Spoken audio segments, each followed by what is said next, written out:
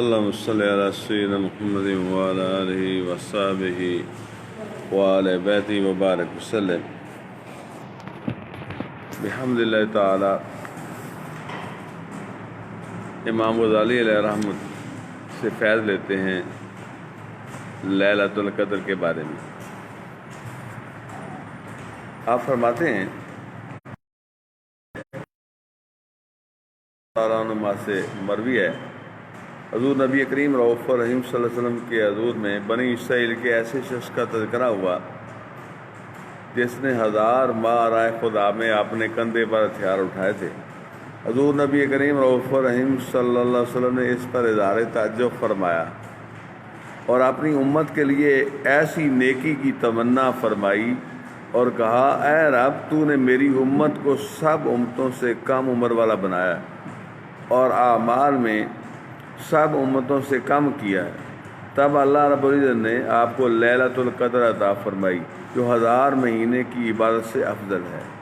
جتنی مدت بنی اسرائیل کے اس آدمی نے رائے خدا میں ہتھیار اٹھائے تھے، آپ صلی اللہ علیہ وسلم کو اور مقابلے میں ایک رات بخشی عظمیٰ یعنی لیلۃ القدر اس امت کے خصائص میں سے ہے۔ حدیث شریف میں وارد ہوتا ہے، تب انوار چمکتے ہیں، عظیم تجلی ہوتا ہے جس میں ملک عظیم منکشف ہو جاتا ہے۔ لوگ اس میں مختلف درجات پر فائز ہوتے ہیں۔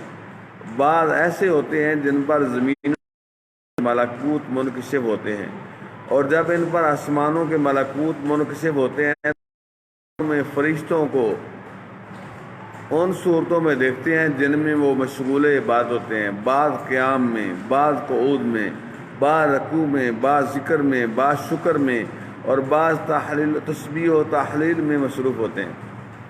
بعض لوگوں پر جنت کے احوال منکشف ہوتے ہیں اور وہ جنت کے محلات، غار، حوریں، نہریں، درخت اور جنت کے پھل وغیرہ دیکھتے ہیں اور عرش اعظم کا نظارہ کرتے ہیں جو کہ جنت کی چھت ہے۔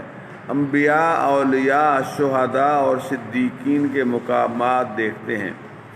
بعض ایسے لوگ بھی ہوتے ہیں جن کی آنکھوں سے حجاب اٹھ جاتے ہیں اور وہ رب ذوالجلال کے جمال کے علاوہ اور کچھ نہیں دیکھ پاتے۔ اللہ اکبر۔ حضرت عمر فاروق رضی اللہ تعالیٰ عنہ سے مروی ہے، اللہ کے محبوب رسول صلی اللہ علیہ وسلم نے فرمایا، یہ شخص نے ماہ رمضان کی 27ویں شب صبح ہونے تک عبادت میں گزاری، وہ مجھے رمضان کی تمام راتوں کی عبادت سے زیادہ پسند ہے۔ حضرت فاطمہ الزہرا رضی اللہ تعالیٰ عنہ نے عرض کی، اے ابا جان، وہ ضعیف مرد اور عورتیں کیا کریں جو قیام پر قدرت نہیں رکھتے؟ آپ نے فرمایا، کیا وہ تکیے نہیں رکھ سکتے جن کا سہارا لیں اور اس رات کے لمحات میں سے کچھ لمحات بیٹھ کر گزاریں اور اللہ تعالیٰ سے دعا مانگیں؟ مگر یہ بات اپنی امت کے تمام ماہ رمضان کو قیام میں گزارنے سے زیادہ محبوب ہے۔